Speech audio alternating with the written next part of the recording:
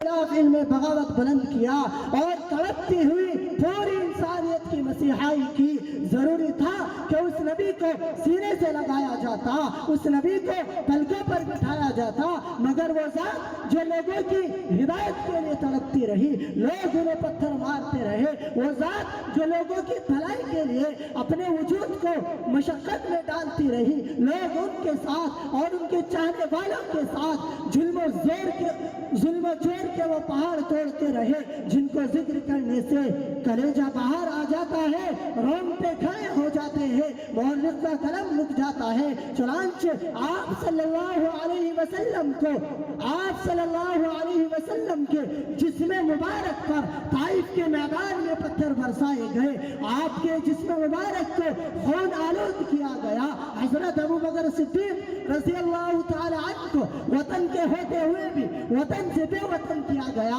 حضرت عمار بن یاسر کو شہید کر دیا گیا, حضرت خباب کو انگاروں پر لٹایا گیا, حضرت بلال کے سینے پر پتھر رکھا گیا, حضرت سمیہ کو چیر دیا گیا, حضرت زبیر کی آنکھیں نکال دی گئی, حضرت حمزہ کے ٹکڑے ٹکڑے کر دیے گئے. مسلمانوں کی خستہ حالت دیکھ کر کفار مکہ قہقہہ لگا رہے تھے اور کہہ رہے تھے کہ اے مسلمانوں, کیوں تم اپنے آباء و اجداد کا دین چھوڑ کر ہلاک و برباد ہو رہے ہو؟ تم اب بھی محمد کا ساتھ چھوڑ دو, ہم تم پر سے یہ تمام پابندیاں ہٹا لیں گے.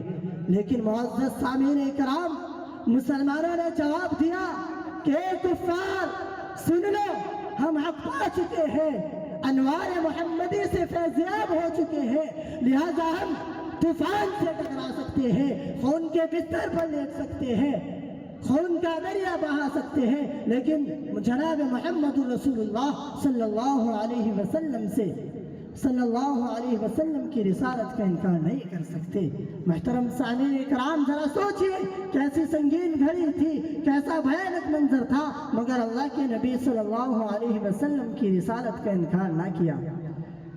میرے عزیز ساتھیوں, میں اپنی بات کو مختصر کرتے ہوئے صرف اتنا بتانا چاہتا ہوں کہ مسلمانوں, میں تم سے یہ نہیں کہتا کہ تم دشمنوں کے مقابلے کے لیے تیر و تلوار لے کر میدان جہاد میں چلے جاؤ. مسلمانوں, میں تم سے یہ بھی نہیں کہتا کہ تم دشمنوں کے مقابلے کے لیے کمان میں سے میزائل بنانا شروع کر دو. مسلمانوں, میں تم سے یہ بھی نہیں کہتا کہ تم دشمنوں کے مقابلے کے لیے نئی نئی تدبیریں بنانا شروع کر دو. لیکن میرے عزیز ساتھیوں, میں ایک بات ضرور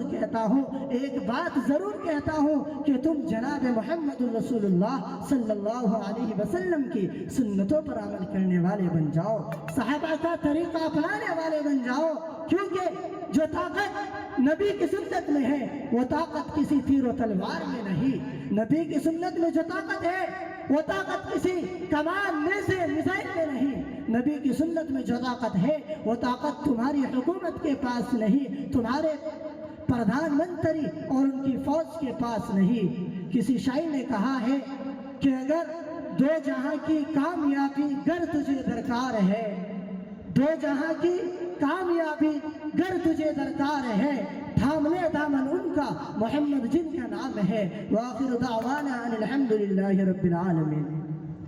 ماشاءاللہ, بہت